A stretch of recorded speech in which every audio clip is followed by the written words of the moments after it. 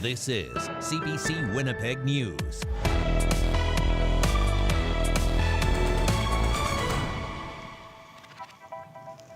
Good evening. Thanks for joining us. Cooler weather and recent rain is helping frontline crews in some areas of the province, but in others, dangerous wildfires are raging closer and closer to communities. Roughly 12,000 people are currently out of their homes, and the province says it is prepared to house thousands more evacuees if needed. CBC's Felicia Adam has the latest. Oh my goodness, look at that. Clouds of smoke and blazing flames from wildfires in Island Lake continue to burn. Timothy Mentuck is one of over 2,700 people evacuated from Garden Hill First Nation. Last time I heard, when we left, our entire area was totally surrounded by fire, and the ashes were getting pretty bad, and the smoke was thick. At a Winnipeg hotel, community members are keeping track of evacuees and making sure they have the supports they need. We have people that look after kids and youth. We have medical people. There are currently 122 active wildfires in Manitoba, forcing 12,000 people out of their homes. Over 7,000 are in hotel rooms in Manitoba and Ontario, and over 1,000 are in 2 congregate shelters in Winnipeg. The province says they have additional sites on standby, like the RBC Convention Centre, ready to hold 4,000 people if the situation worsens. Everybody's sort of on high alert, watching and monitoring the situation. As of Sunday, 3 of the 4 communities in the Island Lake region were under a state of emergency. Chief Walter Harper of Wasagamak First Nation says they're getting those most vulnerable out. People with asthma and stuff, elderly children, and those are on our priority one list. That's the ones we're going to send out right away. So far, military planes have evacuated over 1,500 people from Island Lake. At the command center in Winnipeg, the vice chief of Garden Hill is taking it day by day. It's sad because we're being displaced from our homes and we're being moved to the city. So we do not want to be here, but we have to do what we have to do for the safety of our people. Unsure of when they'll be able to return home. Felicia Adam, CBC News, Winnipeg. The need for help is great. Many evacuees fled their homes with few items, and with no clue how long they'll be gone, many are relying on donations to help get them by. As CBC's Mike Arsenault reports, it has the Manitoba Métis Federation rebooting its request for donations for evacuees. More than 1,500 people were evacuated from Garden Hill, Anishinaabe Nation due to wildfires over the weekend. Evacuees can only bring the essentials when they leave, so there's a demand for donations. The Red River Métis Community Resource set up a donation center on McGregor Street. Stephanie Mayer says it's like a department store. We have a personal hygiene location that's right over here, and we have prepackaged shower kits for both men, women, children. The center has a reception area where people can get a hot meal, use the internet, and use a recreation space for kids. Mayer says they got a lot of support during the first wave of evacuations, but this time around, donations are drying up. We are in desperate need of personal hygiene products at this time, as well as baby items. So that's your shampoos, conditioners, soaps, razors, those types of things, baby bottles, and strollers. Garden Hill administration is also collecting donations on Arlington Street. Michael Birch is from the community. He says they started collecting donations on Saturday, and he's seen a lot of people come through who need help. There's a grandma, for instance, that came down with not a lot of notice that brought 4 of her grandkids down. So of course they ran out of clothing, didn't bring enough supplies. So those are the people we want to get to help it. Birch says Garden Hill set up a GoFundMe page. Those funds will go towards food, essential items, and recreation for kids. As of last week, at least 13,000 people were registered with the Red Cross as evacuees. The province says there's close to 1,100 cots being used between Winnipeg's 2 congregate shelters. And Manitoba currently has over 6,000 individuals in hotels, occupying over 2,100 hotel rooms in Manitoba. And there are 1,300 people in hotel rooms in Ontario. The province says there's no more hotel space in the city, but they have 2 more congregate shelters on standby if needed. Mike Arsenault, CBC News, Winnipeg. Manitoba is planning to expand the number of monitors it has to measure air quality. The province operates 4 stations to measure pollutants in the air. Environment Canada pulls the data from them and dozens of privately owned sensors to forecast air quality. But most of the infrastructure it uses to forecast in Manitoba is clustered in the southern part of the province. An associate professor at the U of M says there needs to be more monitoring stations in areas where wildfire concern is highest. Northern Manitoba and the province is such a large swath of area that you could have no air quality advisory in place because your air monitoring station influence law says there's no air quality advisory. Environment Canada uses satellite images and weather models to forecast air quality in communities without monitors, but the agency says it's trying to install more air quality stations in Manitoba's north. And let's bring in weather specialist Riley Lachuk. And Riley, a big difference in that air quality today, especially with a little bit of rain outside. Yeah, exactly. First off, a little bit of rain across the south today, Brittany, but also a shift in wind to a more southerly flow that is pushing some of that smoke and haze further north instead of down south here into southern parts of the province. Not that the smoke and the haze is going away, it's just going in a different direction. So yes, some showers today as forecast generally south of the Trans-Canada. We've seen a few showers in Winnipeg throughout the afternoon hours. Still a couple of air quality statements remaining in place around Norway House toward Island Lake and down into eastern Manitoba and northwestern Ontario, where we are still dealing with some of those wildfires on the eastern side of the province and onto the Ontario side. So a shift in wind as we get into the day on Tuesday will change things around once again, and we'll start to get into a bit more of a hazy sky as we get through Tuesday into Wednesday. So overnight tonight for Winnipeg, good chance we'll see a few more showers yet, particularly into the morning hours at 16 degrees, 17 first thing in the morning, and a shift in wind pushes our air quality health index up to 8 by the afternoon. Brittany, your long range coming up. Thank you, Riley. You're welcome. Manitoba's chief medical examiner has called an inquest into a fatal incident that led to a jail guard being tried and acquitted of criminal charges. The inquest will look to determine the circumstances regarding the death of William Amo. Amo was an inmate at the Headingley Correctional Centre. In February 2021, Amo was shackled, pinned to the ground, placed in a spit hood, and strapped into a restraint chair in the common area of his unit after a standoff with jail guards. He died in hospital a week later. The correctional officer charged in his death was acquitted. 6 other inquests into the deaths of inmates from 2020 and 2021 were also called today. A 37-year-old man was shot to death at a home in Teulon. RCMP say it happened after 10:30 last night. While police were on scene, another officer on patrol located a car and driver believed to have been involved in the homicide. A short chase ended when he drove into a cornfield. He was arrested and police seized a gun. The 24-year-old is now in custody. Well, it's a hazardous material that can lead to cancer and a whole host of health problems. The province is looking to make changes around the regulation of asbestos. The government says by October of this year, there'll be new rules for exposed workers, including a mandatory safety certification for anyone handling it. CBC's Zubina Ahmed has more. New regulations protecting workers from asbestos exposure will come into effect in Manitoba in October. From that point on, workers will need to be trained and certified prior to any contact with items containing the substance. President of the Manitoba Federation of Labour, Kevin Rebeck, says they wanted these rules for a long time. Asbestos is the #1 occupational killer in Canada and in Manitoba, with 6 workers losing their lives every year. So having an intensive 5-day training program that keeps workers safe, lets them know what the proper equipment is, and allows them to do those jobs, minimizing their risk, is vitally important. Asbestos, which causes cancer, was commonly used in roofing materials, insulation, tiles, and other products.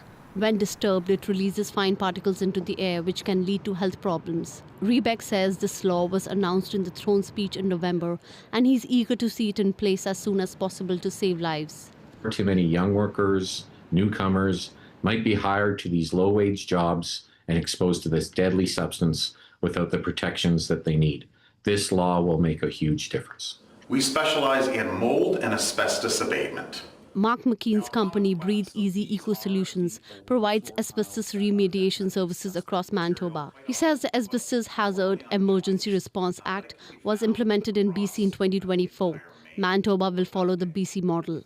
It's a more stringent course. It goes over risk assessments and condition of asbestos and what to do. So it's something that we looked at back in 2019 in hopes that Manitoba would start to tighten up the regulations, which it looks like they are now starting to do. McKean says while many of the most serious asbestos exposures happened years or even decades ago, the new regulations ensure that work happening today won't lead to deaths and illnesses in the future. Zubina Ahmed, CBC News, Winnipeg. A research project at a Churchill facility is raising the alarm about the potential impact an oil spill in Arctic waters could have. We'll have more on that straight ahead.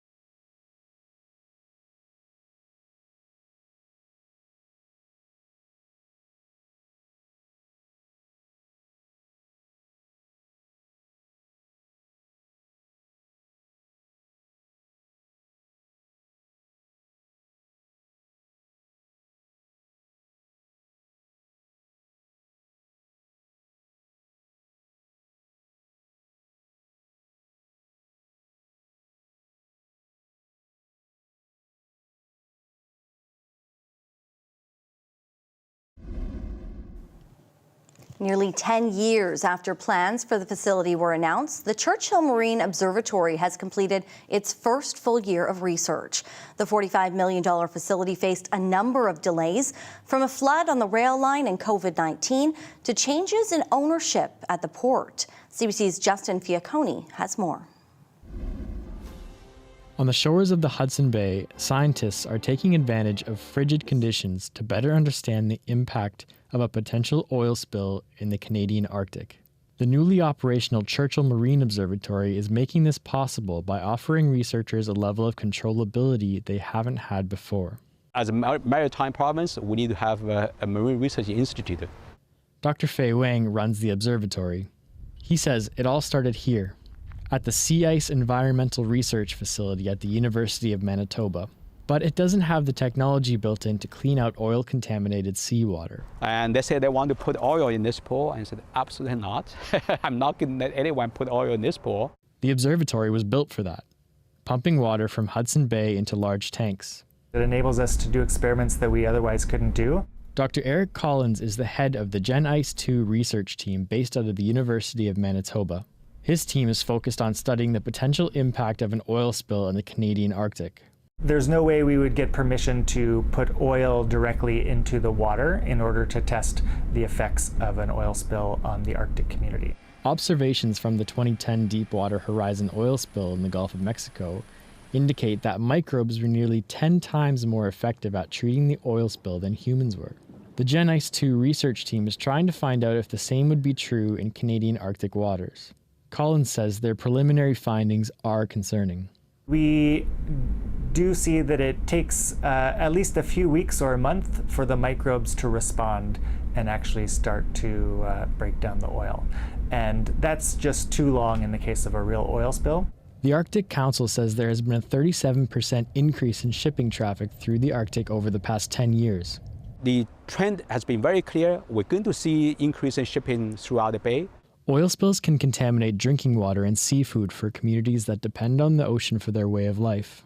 Collins says it would take at least a week to get enough response equipment to the Arctic to address a major spill.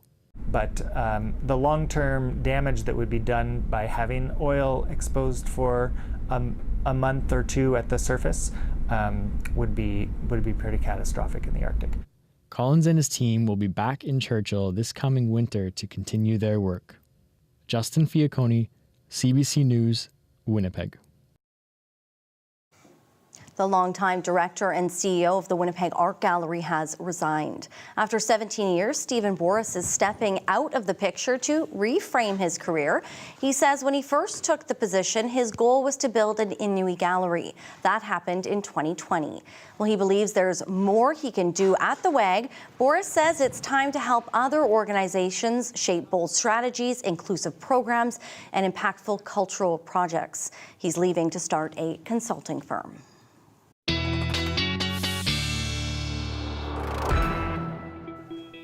Riley back in now. Boy, oh boy, a big difference today than what we saw over the weekend, where many people were out in that hot sunshine enjoying Folk Fest, but that rain today, very needed. Much needed rain. I mean, not in the areas of the province that need it the most, unfortunately, but we'll take what we can get. It did help a bit with our air quality here in southern Manitoba, which the forest fires that are burning in our province and in Ontario having a pretty wide-ranging impact as well. I'm going to start with our upper-level winds, the jet stream here, and you can see this blue river of air that pushes across North America, and that due east from Manitoba through Ontario. And what this has been doing is pushing all of that wildfire smoke into parts of Ontario, Quebec, and even into the Maritimes, looking at some of our air quality issues as this smoke and haze gets pushed a little further to the east. So, I mean, our air quality health index in Winnipeg officially at a 10 plus through much of the weekend in Winnipeg, at least. I mean, if the scale could go higher, it likely would have. But today, change in winds has helped flush things out a bit. But as we get into Tuesday, we get into a more northerly flow again, northeasterly flow. And this is going to push some of that haze back down into southern Manitoba once again from these fires burning in northwestern Ontario and eastern Manitoba. So This is air quality health index readings of likely 8 or 9 or so by the time we get into the afternoon, when you start to see some of these yellows and orangey colors, and all of that being pushed south this time. So the Dakotas getting a little bit of haze as we get into Wednesday, and even stretching as far south as Colorado, all picked up by some of those upper level winds as we get through the next couple of days here. Still contending with some rain, some much needed moisture across parts of southern Manitoba, particularly through the Parkland around the Riding Mountain region. This all because of an area of low pressure that stays stateside, but does give us some pockets of heavier rain into northwestern Ontario as we get through the overnight hours. Some of that lingering as we get into the morning hours on Tuesday. So I think in Winnipeg, again, our best chance for another shot of rain coming early into the morning tomorrow before we start to get some clearing into the afternoon, and that shift in wind happens as this high pressure starts to work its way over southern Manitoba. So this is going to signify a sunnier but hazier sky as we get through the next couple of days here for southern parts of the province. What this translates to, really south of the Trans-Canada, 5 to 10 millimeters of rain at best. Some pockets of some higher amounts into the Parkland around Riding Mountain, but into northwestern Ontario could even pick up, yes, up to 30 millimeters of rain in some of those pockets of higher accumulation. Into the day on Tuesday, some cooler temperatures, 19s and 20s across much of the province, 21 degrees in Winnipeg, and we stay below seasonal, Brittany, into Wednesday and Thursday, and that haze sticking around as well. Thanks, Riley. You're welcome. Following the flooding in Texas that killed at least 20 children and more than 100 others, Canadian parents are asking, could it happen here? Jessica Chung brings us more on efforts to keep kids safe at camp should a natural disaster strike. These are the cabins that we have. Mostly girl campers would stay in these cabins. Preparing for another batch of campers to come in, David Seeley says safety is front of mind for his summer camp near Abbotsford, BC, especially on the heels of the flooding disaster in Texas. When we hear about a tragedy, it does make us relook at what we've done. It makes us look at where our policies are and double checking on what are our policies for the less likely tragic scenarios. That's something that we definitely are looking at. Earlier this month, floods in Texas swept through an all-girls Christian camp. Counselors tried to protect their campers as the water rose, but dozens were killed. When something like this happens, we feel it across North America. Accredited summer camps in Canada are overseen by the Canadian Camping Association. It sets out best practices like camp safety plans, evacuation procedures, emergency drills, and mandatory first aid training for staff, all of which are reviewed yearly. The association says this latest tragedy will have an impact on how camps deal with emergency situations in the future. There is going to be a lot of professional development that will continue to happen around extreme weather and certainly around heavy rain and flooding. But experts say floods like the one that swept through Texas aren't likely here in Canada. I think actually a larger issue is wildfire, because they can move incredibly fast. It takes very little time for an out-of-control wildfire to travel a few kilometers. Seeley says his message for any concerned parents is that it's still worth it to get kids outdoors. The reason why we're out here is because it's enjoyable to be out here. There's health benefits to be out here as well. For camp organizers, their focus will be on safety so campers can focus on making lasting memories. Jessica Chung, CBC News, Lyndall Beach, BC. Coming up, hundreds of runners try their best to outrun a herd of bulls. We take you to the famous run in Spain in our Daily Lift. We're back right after this.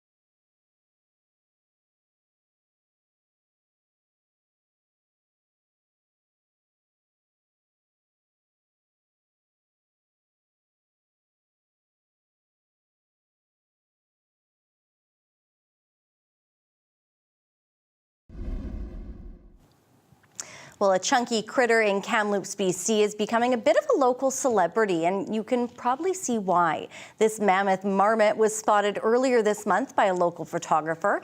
It lives in MacArthur Island Park, where marmots are not an unusual sight, but its unusual shape is what has it standing out on social media. Now, it may look pretty cute, but some people think it's been overfed by members of the public. Animal experts discourage feeding wildlife for the sake of the animal's health.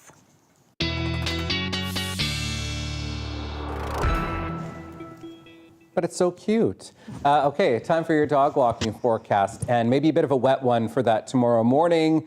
Tonight, I have the appropriately named cat and dog. Thank you, Dean and Carla, for sending this picture in. You can send yours to talkback@cbc.ca. I'm not sure, but I'm not sure which one is which. You can probably help me out with that, though. 17 degrees first thing in the morning. I think we'll see more of a cloudy sky by the time we get to 8 o'clock in the morning. And then our winds pick up, and that's going to lead to a bit more of a hazy sky by the time we get to the afternoon and the evening. Again, that air quality health index up at around an 8 or a 9 by the time we get into the evening hours. 24s for Wednesday and Thursday, mostly sunny skies by the time we get to Thursday, and then we start to get back towards seasonal, so risk we could see some thunderstorms into Friday. 26, 27 degrees, a pretty pleasant looking weekend so far. Well, on your mark, get set and run as fast as you can. Hundreds of runners dressed in the traditional white and red outfits tried their best this weekend to outrun a herd of bulls. It was all part of Pamplona's famous bull run. The centuries-old tradition is our daily lift.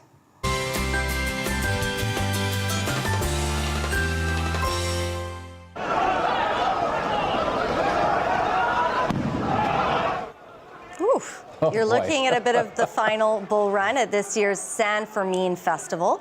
Runners sprinted ahead of the powerful animals along the 875-meter route. The most daring of the runners tried to sprint just in front of its horns for a few death-defying seconds while egging them on. No thanks, I can't run that fast. It was the quickest of the lot. 6 bulls tore through the narrow city streets, reaching the bull run in just 2 minutes and 16 seconds. Emergency services say 2 people were taken to hospital with injuries. Most of the injuries, though, come from people who were bruised and injured in falls and pileups with each other, not from the animals hurting them. I mean, I'd love to go to Pamplona. Yeah. I don't think you'll see me running with the bulls. I mean, I'll watch it from a balcony, but Right? I'm not going to take part in that. Maybe. Because that would end terribly for me. I'm too clumsy. We have to run. We will see you back here tomorrow. Have a great night.